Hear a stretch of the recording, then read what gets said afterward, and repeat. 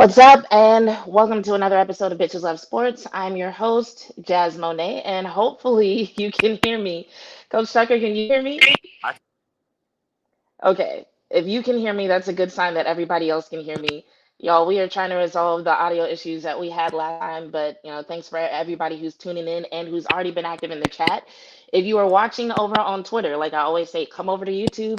That way we can be sure to see your comments and see your questions.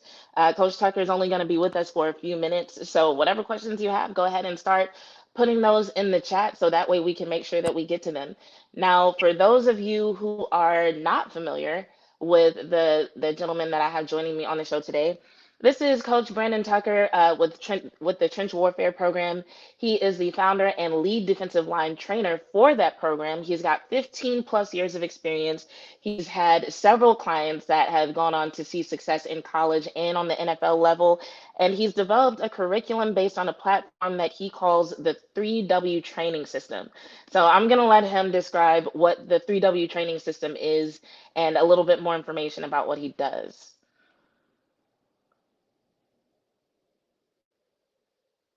I can't hear you.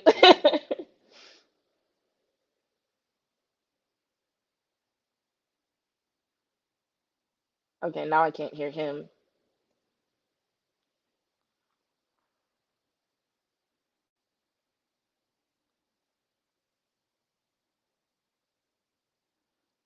All right, coach, whenever you get the audio worked out, just hop right in. I'm gonna just keep, nope, still can't hear. JD, if you're still in the chat, let me know if you can hear him and if it's just me, because I don't hear him.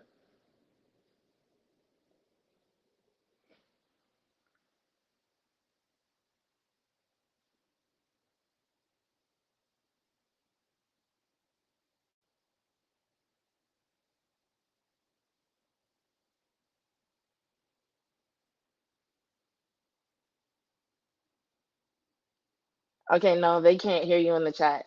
Um, did you change something since when we started? Did you connect something or change anything? Okay, now it says you're muted. Oh, I guess we'll be back. So, like I said, he's only going to be on with us for a few seconds or for a few minutes, I should say. Once he comes back, we'll talk to him a little bit about his program and what he does.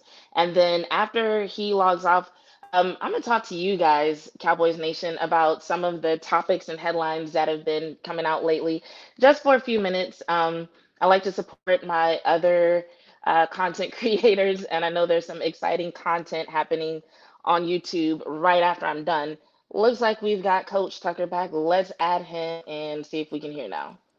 hear me. I can hear you now. Sorry about that. It's all right. So, yeah, go ahead and tell us about the three W's and about your program and who you work with and the services that you provide. So the name of the program is Warfare Offensive Line Program. I we do. Coach, I think you're breaking up a little bit. Are I'm, you speaking through a Bluetooth or some other type of? can you hear me now? Mm-hmm. That's better. Yes. Okay. Um, and so, like I said, we do consulting. Um, we help our guys with recruiting. It's a holistic program. Um, the three W's that you mentioned. That's our curriculum platform. What to do, when to do, and why to do it. It's important for our clients to have a complete grasp on how to play the position. And so football culture typically is do what you're told and not ask any questions. And so we want to provide a training environment where you can ask the why, and we provide that to them. Now, I have a lot of Cowboys fans who watch my show. So when it comes to asking about the why, a lot of them are very familiar with that idea because of what Mike McCarthy was preaching a lot last season about the significance of understanding the why. And it was a system that he called play call purpose, and it was more offense oriented. But I was wondering from your perspective, in terms of understanding the why, there's been some discussion about whether or not that's a recent development and if that is an important component for modern athletes just because of today's culture and how young people are more encouraged to ask why as opposed to simply taking orders? Or is that something that you think has always been important, but maybe coaching and training for football players is just now catching up? I think coaching for football players is just not catching up. Um, you know, today's players are more critical thinkers. They're more analytical. They're smarter. And you know, and I hate to say this, but it used to be, you know, a dumb jock. All right. And Hmm. someone that's not very intelligent is going to be able to just follow a command without question. Well, we don't have those guys anymore. You have to be able to explain to them why. And so that's just football catching up. To answer your question directly. So, what are the ages of most of your clients? Whenever we're talking about teaching them these concepts, who are we talking about dealing with? So, like I said before, from as young as they'll pay attention to all the way to the NFL. So the bulk of the program is going to be made up of high school guys. Hmm. Excuse me. I probably have anywhere between 75 and 100. I'll see a different 50 to 65 every week. At the collegiate level, those numbers are going to be about the same. And then at the NFL level, it's going to be anywhere from 25 to 35. Okay, so you're actively working with NFL players right now. Absolutely. Absolutely. Now, do you see, when it comes to the implementation of your three W's, do you see a difference at all in people who are learning that later in their athletic career versus people who have learned it when they're a little bit younger? So ask me that again. I'm sorry. When it comes to working with people and implementing your three W's curriculum, do you see a difference between people who are learning that concept later in their athletic career versus people who learn that at a younger age to understand the why and ask more questions about what they're doing? That's a really good question. I think everyone is is open to the the comfort to be able to ask why, um, Mm. regardless of what stage they're at development and regardless of what level they play. There's been times across the board where somebody's wanted to ask a coach why, like why am I doing this, and so the buy-in is easier when you can ask why. So I see openness to it at every level of play. The younger clients, um, they don't know any different, right? So it's refreshing for the older guys. The younger guys are like, okay, this is how it's supposed to be. I get it. So when you and I were talking on Sunday, we kind of talked about the difference in mindset between some of the younger guys and the guys who are a little bit older. When we were talking about working with people not only from the physical aspect and teaching them like movement techniques and what they should be doing from an athletic perspective, but also the mindset that goes into being an elite athlete. And one of the reasons why I was asking you about that is because there's also an educational component or an educational requirement with your program, I should say.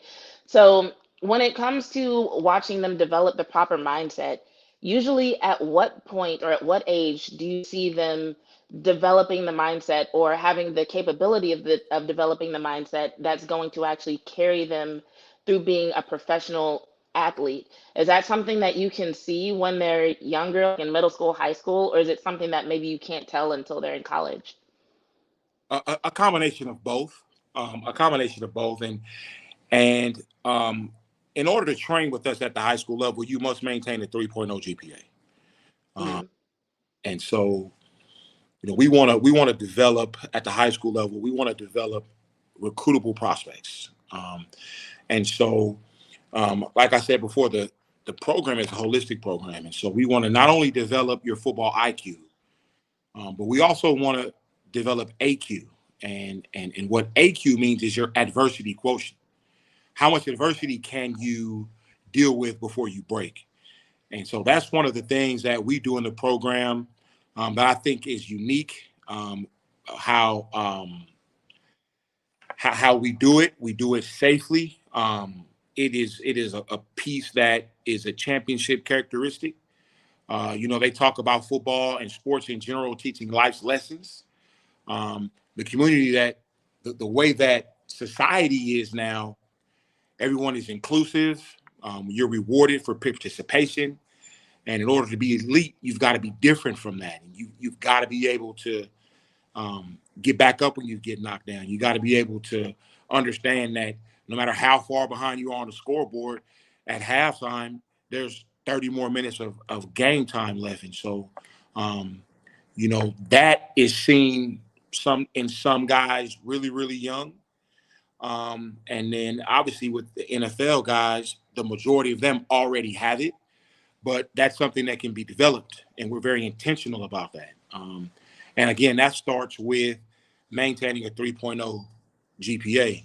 We need you to understand how to work hard in the classroom, and that typically transfers over to the football field. Interesting. So the adversity quotient, that's an interesting concept. And when you said it, it kind of made me think of something that I heard you say on another podcast when you were talking about having another grade check. Apparently, there wasn't supposed to be one. Some of Right. your kids were complaining, and so you're like, all right, I'm doing another grade check. So I like, just from hearing that, I would consider that an example of having them kind of deal with the situation and learn how to just get through it and maybe not complain so much. What are some other ways, considering all the ways in society that, like you said, kids are encouraged to be rewarded simply for participation, simply for showing up? So, with that being the case, how do you implement this idea of the adversity quotient and get your young people in a safe way to learn how to deal with adversity and get used to that? Yeah. So there's multiple ways to do it, and everyone's different. So no player is exactly the same, and no player is at the exact stage of development in the program. We have some that are kind of close to each other, but one of the ways that we do it is kind of what you talked about. Players always want to know things like, how long a period is going to be, how many more reps do we have, what are we doing next, and Hmm. we need you to get out of that mindset of gauging. Okay. So now you'll start to pace yourself versus giving it all you got, no matter how many we have left. Um, Hmm. you know, um, these these kids these days, they're never really challenged in doing things on their own, and so you have to do 300 push-ups and 300 sit-ups every single day. And they never know when they're going to be called on to get down and do push-ups and get down to do sit-ups, because I'll ask them all the time, hey, you doing your push-ups, sit-ups? And of course the standard answer is yes. But I'm looking at you, and you haven't developed a chest, and you still have a soft midsection. So I'll call on you, and if you can't do 10, guess what you haven't done? And so we protect guys with the truth. We don't sweep anything under the rug. If you're performing at a high level, we're going to tell you. If you're not, we're going to tell you. And we do it from a place of love. But we hold our guys accountable. And so when you're held accountable in sports, um, it develops that championship characteristic of AQ. Um, you know, with participation and everyone being allowed to do things, just the softness of society now. I'm developing lions to go play against lambs, and it's how we conduct our training from A to Z. Now, I want to ask you more about that. So put a pin in that. But before I do, I want to bring up a comment that one of my viewers here in the chat. This is JV B Boy, one of my admins, now that I know how to create admins. He says, I maintained a 3.0, but that was hard to do for real, especially when teachers in elementary gave up on my community. So we've talked a little bit about the side of society where kids are rewarded for just for showing up, just for participation. Do you ever have to deal with this other side of the coin where certain kids are in a situation where maybe they don't get enough support and so they don't know what it feels like to perform at a certain level because they've never been pushed or supported to doing so? I mean, not really. And here's why I say so. The question came from someone that's obviously an adult now, correct? Yes. And he's saying that one of his teachers in elementary school gave up on him, correct? Was that the statement? Yes, he said his teachers in elementary school gave up on the community. Yeah. So that's unfortunate. Um, but here in the state of Texas, we're not even looking at GPAs in elementary school, right? Um, our that 3.0 GPA is a standard that's set for our kids that are in high school. Like GPA isn't something that is even looked at in middle school. But what we do ask those guys to do is to be very, very diligent in their classroom, in their schoolwork. The mindset that we give them is that everyone starts off with an A, and it's your responsibility to keep and maintain that A. And so, I hate that that happened for him. But here in the state of Texas, um, you know, if you do the work, if you can control your thoughts, your habits, and you keep your priorities in line, getting a 3.0 is for us the bare minimum. I need guys to get a 3.5 and get a 4.0. Why not be perfect? So it sounds like you're equipping them with the tools to take a little bit more personal accountability to where you might not even be aware if there was a teacher or something who gave up on them because you're expecting them to handle it themselves. Absolutely. And the younger you can instill that mindset, the better off you are, right? Because how you behave when no one is looking is what we're looking for. That's Mm. I think that's important. And I do see how that would be a little bit easier to implement for high school students as opposed to elementary schools who are a lot more dependent on the adults around them. So let's go back to that pinned point of you creating lions that are going against lambs. Yep. There are some people who might not have heard a lot about your program because you only recently started getting a lot into social media and posting, which I'm glad that you are because I think that your program is great. But what is it that you feel sets your program apart from all the other people who claim to do the same types of things that you're doing right now? What sets us apart is just that. Um, there's nothing that we do in the trench warfare program that anyone else is doing, and that's why we don't put out video content. In order to be great, you got to be different. Greatness does not come from normalcy. And so when it comes to defensive line play, you're gonna see a lot of things that are done by trainers on social media that does not transfer to the football field. Mm. Everything we do transfers to the football field. Um, the training program is has been going full time since 2012, and since that time, we've never had a senior not receive a scholarship or an opportunity to play at the collegiate level. And you're talking about close to 2,000 kids. For us, social media is a necessary evil. Um, you know, most most trainers are more worried about likes and views than substance. Um, Relatable. so that's just it, man.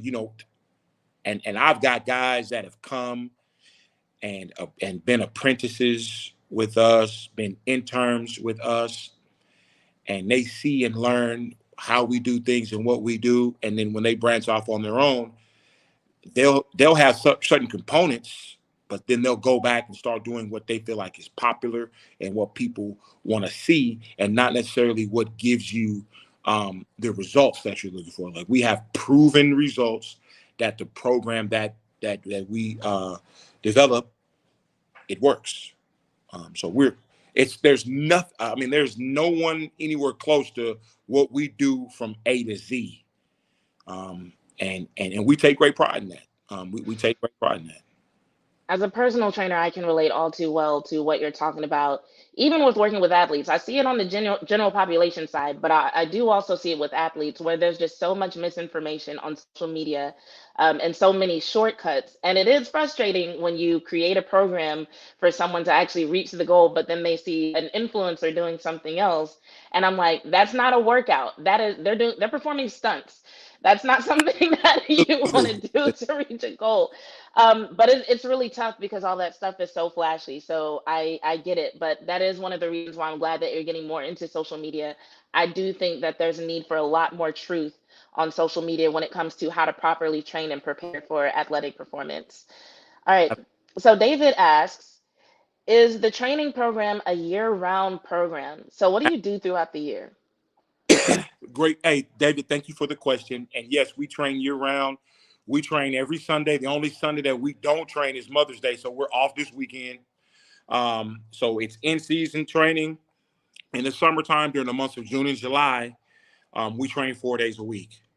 And so Yes, it's a year-round program. It takes about a year and a half to kind of grasp the basic concepts of how to play the defensive line position from run defense to pass rush. So yeah, we are year round. So on that note, with you saying that it takes about a year and a half to grasp the concepts, earlier this week I had Osa Odigizua on the show, and we talked about players who are drafted based on raw talent and the time that it takes to develop. What's your opinion on that? Because we have a player, I'll just go ahead and cut to the chase. We have a player, Tyler Guyton, that was drafted in the first round on the O line. He played D line for a bit when he was younger, but he was drafted for offensive line work. And there's been a little bit of debate about the value of that draft pick and what to expect from him in his rookie season, because there are some people who see him having the mindset and being willing to put in the work, and they're really excited about his upside. Whereas there are some people who are like, you know what? I don't see enough consistency on the film. I don't see enough of him doing the right things. I really am not expecting much from this guy. What's your opinion on when it comes to someone being able to contribute immediately and looking for how they perform come game time versus how long you should expect them to take to, develop certain techniques and the value of being willing to put in that work? Yeah. First, shout out to Osa. That's one of our clients. He's been a client with us since he's been with Dallas. And as far as Tyler Guyton goes, and rookies being able to contribute sooner than later, you know, you've got guys that overanalyze things and talk about, who he compares to and how he looks and what he does and what he doesn't do. The fact of the matter is, until he gets out there and does it, no one will ever know. Mm. Uh, I can guarantee you this: Will McClay and Stephen Jones and everybody else that's in scouting over there, they've done their homework. And if they didn't feel like he could come in and be a contributor, they wouldn't have drafted him where they drafted him. And so at the collegiate level, the success rate is about 60%. So if you bring in 10 guys, 6 of them are going to work out. Okay. At the NFL level, the success rate is about 80. Right. If you bring in 8 at that level, I'm sorry, if you bring in 10 at that level, 8 are going to work out. Like, you don't hear a whole bunch about first round bust anymore. And so I think it's important for everyone to be patient. Um, I think it's important for everyone to to take a step back and let's see what he does. Um, I think so too. Yeah, I Because mean, I know it doesn't sound like a long time, but I'm like, all the footage that we've seen him is from, I can't think of when their last game was, but like, let's say December at the latest. And I feel like even if he did just start working with some of the professionals he's working with now, like Duke Manyweather, for example, I feel like it's very possible to take a few months and have him show up in training camp looking like a completely different player. And then by the time the regular season starts, make even more improvements on top of that. Like, do you think 6 months, like 3 to 6 months, is enough time for a player to like really transform some aspects of their game on that level? I know it's different with younger kids, but for professionals who are, paid to do this as their full-time job, I think there's potential for that. absolutely. And is he working with Duke? Hmm. Is Tyler working with Duke? Yes, yes. I mean, you're talking about the standard right there, right? So is 6 months enough time? Absolutely, but there's still an acclimation process, right? Right. So he's not playing college football in the Big 12 anymore. True. Playing NFL football in the NFC East. And so the caliber of players that he's going against week in and week out is different. And so we have to allow him time to acclimate to that. So obviously he was a different player as a freshman. His freshman, Yes. sophomore year and his junior year, you'll see that same type of maturation process go from a rookie to a second year guy to a third year guy. Now he's a vet at year 4. And so we just expect him to get better and better and better. And so, yeah, patience is the key for all young football players, especially at the offensive line, especially at the offensive line. So speaking of patience, and I know you have to go soon, so if this has to be your last answer, just let me know when you're done answering. But with us all being football fans, we kind of know what we want to see in terms of aggression, ferocity, physicality from the players that we watch. You know, even if you can't label the exact characteristics, we all kind of have an idea based on the eye test what we want to see. But when you are working with someone who maybe isn't exhibiting those characteristics or who maybe isn't performing quite up to the level that you like to see them perform right off, what are some things that you look for in terms of mindset or in terms of some of the things that they do or say that lets you know either, okay, you just don't have it, or I'm going to keep giving this person another chance because I think they'll eventually get there? That's a really good question. Um, and if a player does not have it, then as a player development specialist, it's my job to develop it.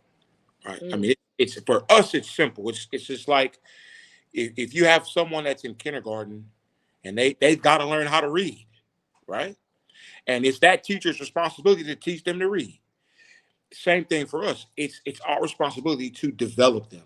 Now, obviously, everyone has their own ceiling. If you get to the collegiate level and you don't have the core characteristics with mental toughness, physical toughness, strength, athleticism, if you don't really check those boxes, you can still if your talent is there, you can still potentially play at the highest level. And then on the flip side of that, if you have great mental toughness and you check all the boxes in the things that you can control and you're not as talented, you still can play at the highest level depending on the situation.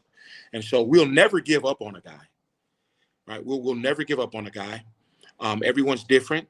Um, and it's my job to recognize those differences and continue to build those players to maximize their potential. And we've been blessed and fortunate to be able to do that since 2012, and I don't think there's a player we've given up on uh, that was doing the things they need to do. Obviously, if you're not, I mean, if football's not important to you, then we're going to ask you to leave the program. I mean, you're a distraction at that point. But if it's important to you, then we're going to continue to pour into you, and we'll never give up on you. I really like the fact that you said that because I think there's just so much emphasis put on, well, what is the guy doing? What is the player doing? And I think as a trainer, especially someone who requires as much investment into what you do as you do, I really think that it's amazing that you take so much accountability into doing your part in helping the players that you work with develop and not just saying like, okay, well, like once we get here, it is what it is. I think that there are some people like if you're watching this and you've never worked with a personal trainer or a personal coach, that is something that is so important to have someone who's going to keep adjusting, keep working with you, and not give up on you. So if you're not sure how important that is, take it from me. It is very, very important. So, Coach Tucker, before you sign off, go ahead and tell everybody where to find you and where they can find more information about your program. So, and I'm an old school guy. I'm phone number and email, right? Um, but social media handles, Twitter is at TWF Training. Instagram is dline_guru. You can call me. My phone number is 469-269-8780. Email is at TWF Training. I think that's what it is. Listen, I want to say it's don't worry about the email. All right. Don't worry. But yeah, any social media, hit me up. Twitter, Instagram, direct message me, man. Somebody will get back to you as soon as possible. Okay. And I'll put all this in the caption of the video. So if you're watching this and you're wanting to go back to that information, you can either rewind or come back later and I'll edit the description of the video so it'll be down at the bottom. But thank you so much for your time. I look Thank forward to working with you this summer. Yes, surprise, guys. I'm moving and I'll be doing a little bit at least. We're still working it out. Well, I'll be working with Coach Tucker though, looking doing what forward. I love to do, working with athletes. So we'll be in touch. But enjoy Look, your evening and enjoy your weekend. thank you for having us. Thank you so much. Thank you. Have a good one. All right. All right. That was a fun conversation, really. And we only had a little bit of time, but what I really wanted to do was touch on some of the, not only the physical components of some of the players that we're looking at right now, especially as a lot of content creators are starting to look at what's happening in terms of team activities during the off season, right? So going into the draft and talking about everything that we've seen during this past regular season, I feel like we talk ad nauseum about the physical characteristics. But I think the mindset part is something that's really significant. And I'll tell a personal story, right? One of the reasons why I asked him about, giving up on a player or what it takes for them to decide whether or not a player like they should continue working with someone is because, I played roller derby. We talked about that on the show. And I've been on a few very successful teams. And the last team I was on, I actually was able to train and coach that team. But when I first started, I was terrible. So back when I started playing roller derby, most people started by going through what was called a rec program, short for recreational. So basically, if you didn't know how to skate, they taught you how to skate. If you didn't know how to stop, they taught you how to stop, all the basics of movement. And so I was able to get some of the basic things down, but when it came to some of the more like the finer points of execution, especially when it came to doing things like stopping, skating backwards, making contact the right way, it took me a while to learn those things. So when I did tryouts, um, if there was such thing as barely passing, that would have been me. We were expected to skate 25 laps in 5 minutes at that stage. I was only able to get like 23. My stopping wasn't great, and me making contact was like nothing. So I was taken in with like 20 other skaters.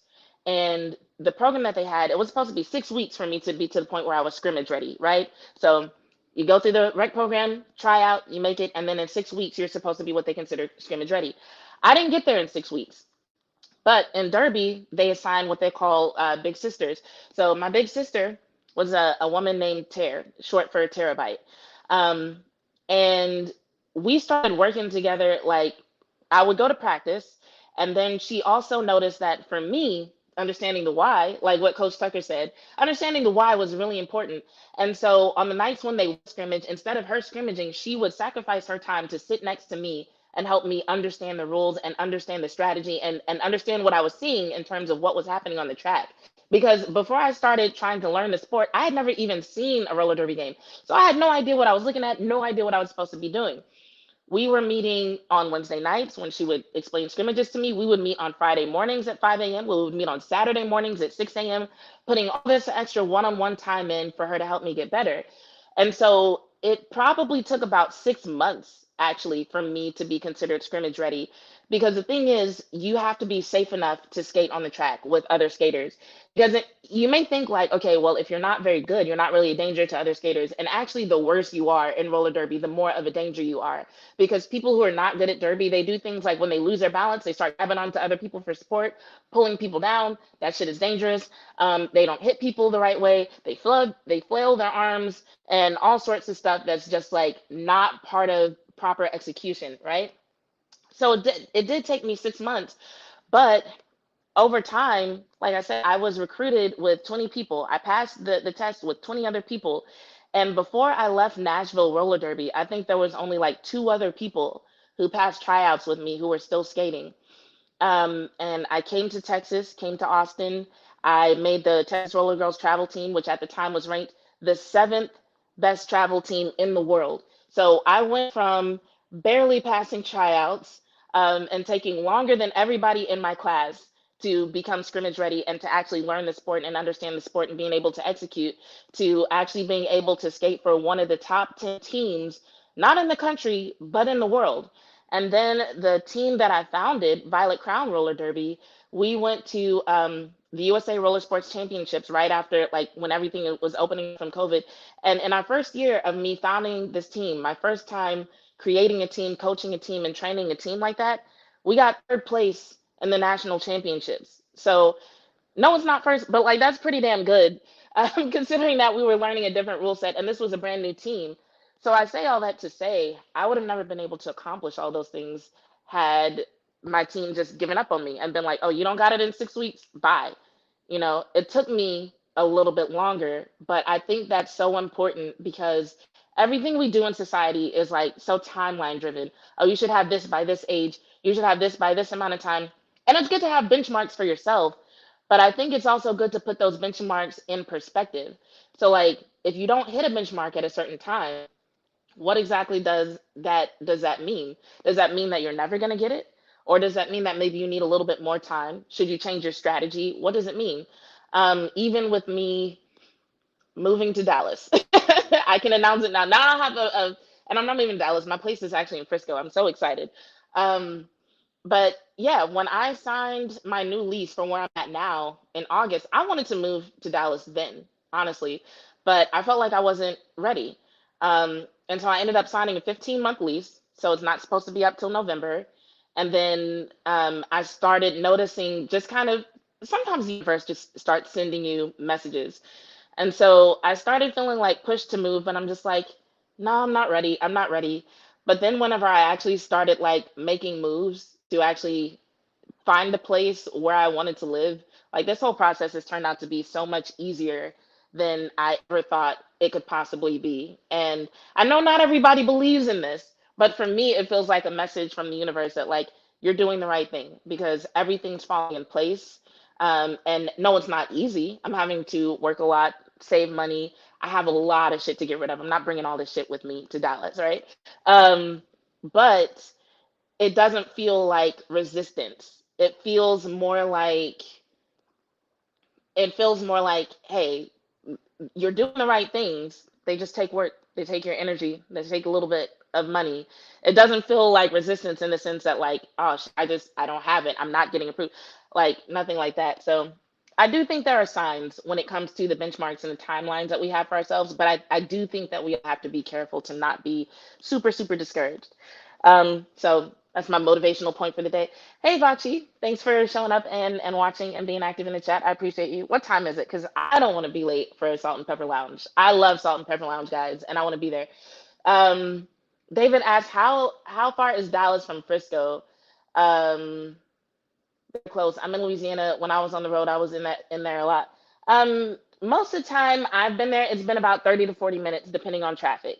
I've had to make that drive between Dallas and Frisco, Arlington and Frisco several times for several different reasons. And so depending on traffic, usually 30 to 45 minutes, depending on what part of each city you're coming from and going to and what the traffic is like. So not bad. It's kind of like where I am now, where like I live in South Austin. Sometimes I have to go to Pflugerville for something. Not that different, so not a big deal. Um, One of the things I want to talk to y'all about before I sign out is this conversation that's been happening surrounding Micah Parsons. I don't know if y'all saw it, but I wrote an article earlier this morning because of the conversation that's been happening on social media. Now, I know not everybody felt a way about, Micah Parsons being in Japan, hanging out with CJ Stroud, and whatnot. But if you go to my Twitter profile, you can find a link to the article. Basically what I did is I did some investigation, I did some digging to find out what exactly Micah Parsons is doing in Japan. Because there are some people who are like, oh, he's just in Japan acting a fool to make content for Bleacher Report. There were some people who thought that he was an ambassador for the NFL, which he might be in some ways because the Japanese market is one of the markets that the NFL expanded into this year. This is their first year going into the Japanese market. So they have a global, I forget what exactly it's called, but it's basically where they're trying to go into different markets around the world and different teams are granted rights to those markets.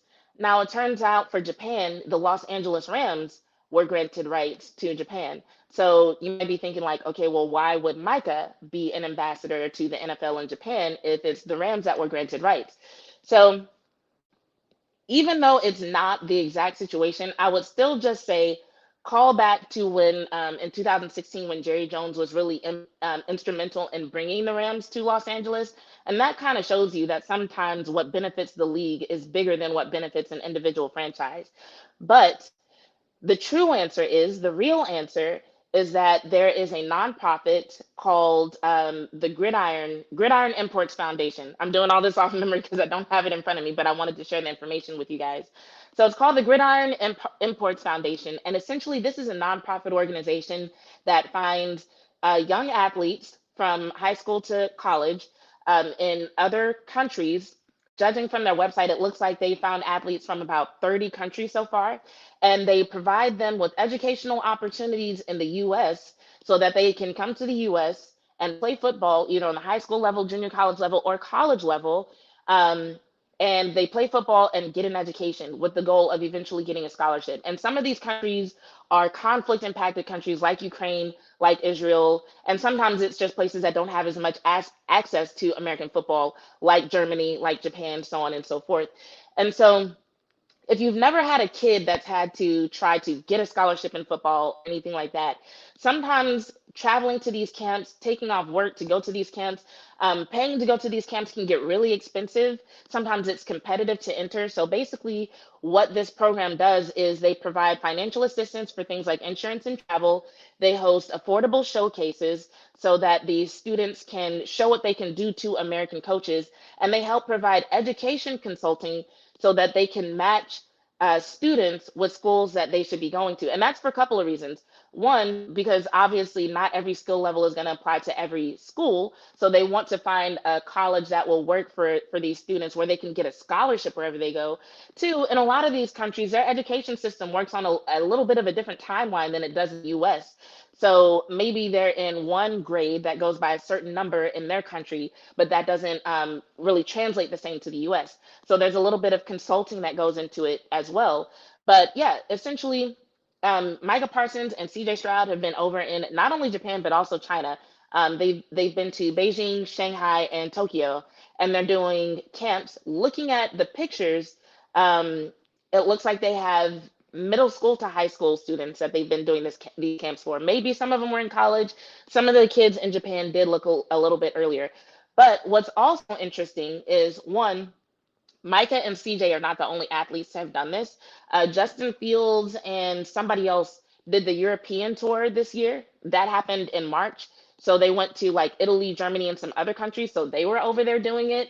And then last year, actually, Micah went on the European tour. So Micah did the same thing last year in different countries. And now he's doing it in Japan. And I guess it's just been publicized a little bit differently. And so people are just now hearing about it, just now catching wind and jumping to all kinds of conclusions about why he's there and whether or not it's a distraction and if he's focused on the right things. So this is something that he's done before. He's not missing any mandatory part of team activities during the offseason. Rookie mini camp hasn't even started yet. It starts either today or tomorrow. But yeah, he hasn't missed anything important. And he's over there for a good cause, trying to help kids who have a potential to get an education through football, trying to enhance their chances of doing that and support a program that's going to help people who may not have the resources to find those opportunities get those resources. So if you want to know more about that, um, the Global Imports Foundation, they followed me and they made a tweet with one of my posts and I reposted it. So you can check out my Twitter page. You can also just go to Global Imports, Gridiron Imports Foundation. You can also go to Google and type in Gridiron Imports Foundation. This organization, they have a Twitter page, they have an Instagram page. They're just not really flashy. So they're not tagging Micah and everything. They tag a lot of the workers and the coaches who work with them consistently. So they do have a few pictures with Micah, but it's not like their whole page is like, look, we work with Micah Parsons. So that might be why some people didn't catch on and pick it up as quickly. But yeah, this is something that Micah's done before. He's fine. He's doing work. He's doing great work. And honestly, as Cowboys fans, we should all be very proud of someone who's willing to use so much of their offseason to give back in this way. So I'm proud of Micah. I think it's dope that he's finding time to not only give back, but also to provide great content in the meantime. And honestly, like, is there anybody who thinks that he's not going to take what he's learning from doing sumo wrestling and transfer it to like what he's doing on the defensive side of the ball? So I'm like, in my opinion, it's like there's like triple benefits here. So um, on that note, if y'all don't have any more questions, I'll sign off. I do plan on going live one more time this week. So if you think of anything that y'all want to talk about, that y'all want to chat about, you can feel free to throw it in the chat, throw it in the comments if you're watching this after the fact. And I'll be glad to take that into consideration. I do have an idea of what I want to talk about later. So fun fact, there have been updates in the Dak Prescott extortion case that I want to share with y'all. But these documents are long, they're involved, and the more documents that come out, the more legalese that is involved. So I want to make sure I'm interpreting everything the right way before I share with you what I find. But, and shout out to the people who donated. JV, you were one of those people. Thank you so much. I was able to get actual documents. So now instead of being like, well, they filed counterclaims, but I don't know what they say, I've actually been able to read the counterclaims, which are very long, but seeing what's actually in there has been very informative as in terms of what's happening with the case and what we should expect next. I do need to check again, but last time I checked, it really does look like this has a good chance of going to trial. So um, yeah, we'll see what that means.